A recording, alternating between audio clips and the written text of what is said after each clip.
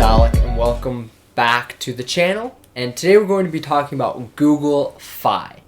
So I've mentioned this to a couple of people and been talking to a few people about Google Fi, and the majority of people I've talked to, actually pretty much all of them, have never heard of Google Fi and have no idea what it is.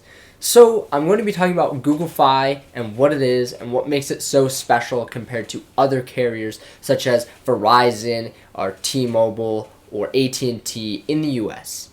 So a big difference between Google Fi and all the other carriers within the US is Google Fi is not really a carrier. It's an MVNO, which really stands for Mobile Virtual Network Operator. So unlike AT&T, T-Mobile, or any of the other big US carriers, Google Fi doesn't actually own any of the towers that it uses. It just pays T-Mobile or Sprint or whoever else to rent space on their towers. And this allows users to use different networks' towers while still using Google Fi.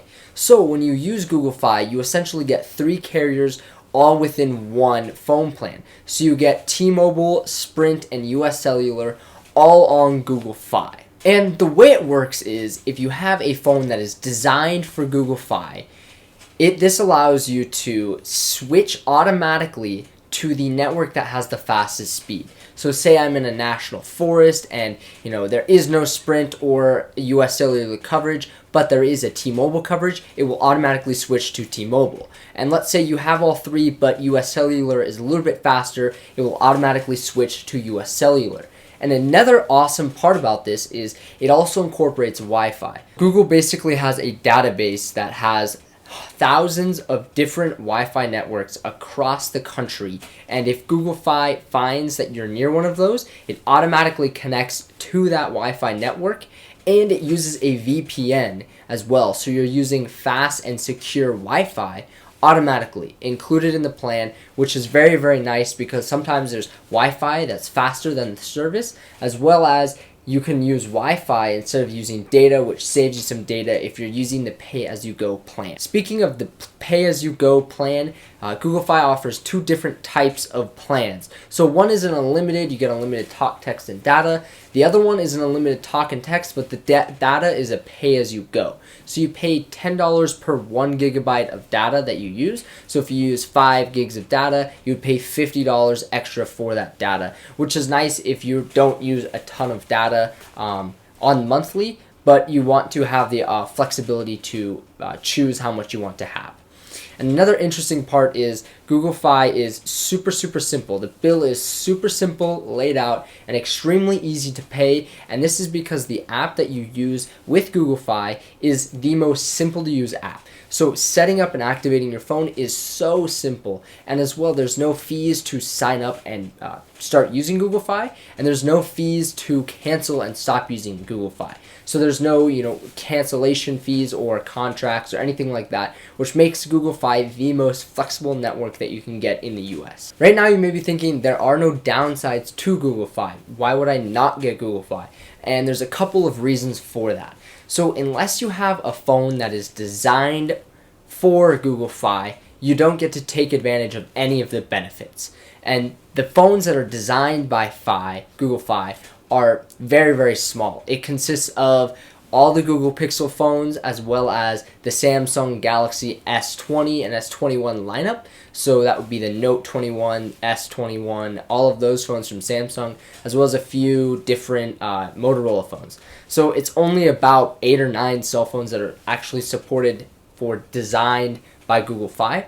All the other phones are compatible with Google Fi. So there will be a list down in the description below, and essentially different phones have different, limitations when using Google Fi. So for example, my iPhone 12 is compatible with Google Fi, and so that basically means I am unable to use the technology that allows me to switch between different networks. So if I were to take my iPhone 12 to Google Fi, I could not use any of the other networks besides T-Mobile. So if you're not a designed by Google Fi phone, you essentially only get T-Mobile, which makes it useless for me to purchase Google Fi. I would just purchase T-Mobile.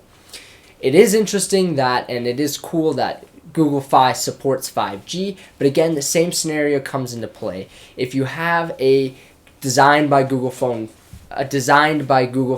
phone, you get to use the 5G and it automatically switches between different networks. But because this isn't a designed by Google Fi phone, this is just compatible with Google Fi, I only get 5G on T-Mobile. And again, so that would mean I only get service and 5G on T-Mobile if I use an iPhone.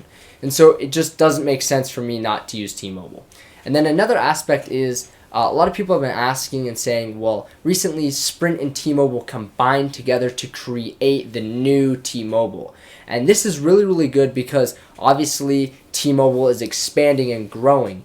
But right now at the moment, Google Fi has worse service because Sprint doesn't exist anymore. So all of Sprint's towers aren't on Google Fi anymore. So we just have to wait for T-Mobile to take those towers from Sprint and incorporate them into the new T-Mobile. And this is because obviously T-Mobile is ramping up and trying to get everything that Sprint was using onto their network, so I assume this won't be a very long-term problem whatsoever. In addition to all the benefits of being able to switch carriers and do the different types of plans, Google Fi also is very, very good in terms of international plans. If you're a big international traveler, or you like to travel abroad, or even call people abroad to different countries, Google Fi is really, really good at this. Google Fi allows you to use your plan that you currently pay for in over 600 countries abroad. So you get unlimited text and data if you pay for the unlimited plan.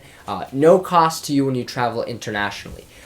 You do have to pay 20 cents per minute if you're calling while you're international, but other than that, everything else is included. And it's just nice to have everything in one plan, one place, one price, all included, and it's just very, very nice because I know other companies like Verizon charge a fee per day to actually use their service, and it's not even, fast service, and you're limited. So it's really nice to have this international kind of package put into your monthly bill through Google Fi. For me, honestly, it doesn't make sense to go and use the Google Fi network.